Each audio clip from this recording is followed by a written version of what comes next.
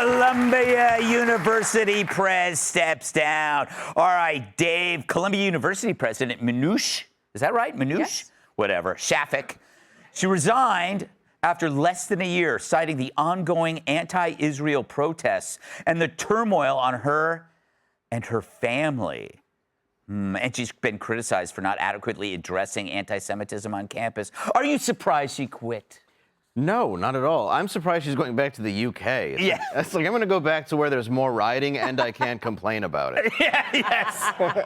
It's like leaving the Weinstein Company to go back to porn. Yeah. And what's odd is even her position. They're like, students have mixed emotions. Would you even know who that was at your school? Yeah. You wouldn't care at all. Yeah. But for some reason, like, we have mixed emotions. Why? Because nobody told you how to feel about it. Yeah, that's true. That's really what it is. Yeah. You know, Kat, who would take this job?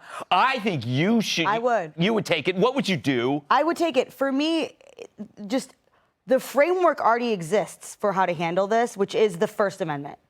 So all speech that is allowed by the First Amendment is allowed, but things like breaking windows are not covered under the First Amendment. Encampments aren't covered under the First Amendment, but you'd have to also apply those standards to all speech, whether the speech was progressive or conservative speech. So I agree 100% with you, but I would also have if they broke anything, I would just lay down the law, drag them through the streets, throw them in jail. Right? I don't think you can. The Constitution allows you to drag them through the streets. I don't think, you know what? I don't think you've read the Constitution. You can. You could try to petition for an amendment, I suppose. The drag them through the streets amendment.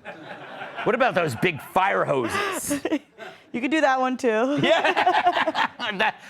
It's like I see. I think you could be a free speech absolutist, but then when they break the law, you're a frickin' law absolutist. The framework is already there. These things that are covered, and then things that are absolutely not covered, just apply it consistently too. So there's conservative speech on campus that no more shutting that down ever.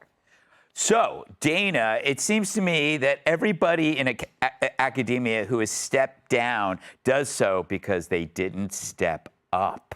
What do you think about that turn of phrase, America? And what is the common thread?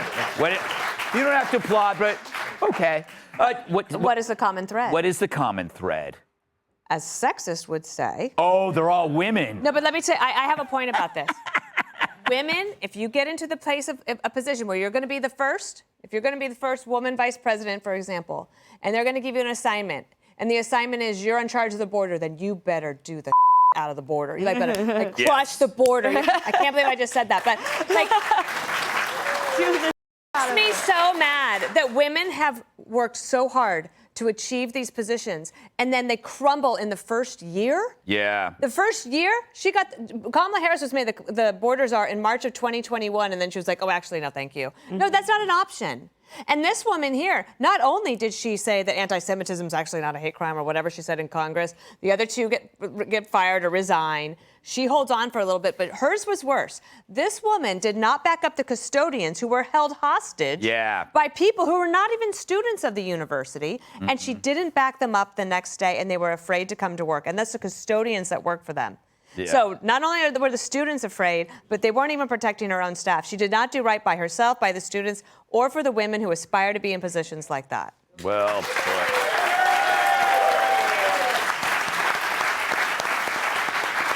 Joe, let me condense what Dana said to chicks. Am I right? Oh, you're right about that, Greg. They're great. But I wish you'd asked me what I'd do if I was running Columbia. I'd rule with an iron fist. Yeah. I'd make those kids invite me to all the parties. But the craziest part is, she fails at Columbia miserably, and then she gets a job she's more qualified for, working at the UN, where they're totally fine with bigotry against Jews. Yeah, that is so true. That is so true. It was kind of a dark ending, but it's poignant. That's okay. I'm used to dark endings. That's disgusting. It is disgusting. I apologize. All right, coming up, Eminem's frustrated, Trump's not more hated. Hey, Sean Hannity here. Hey, click here to subscribe to Fox News YouTube page and catch our hottest interviews and most compelling analysis. You will not get it anywhere else.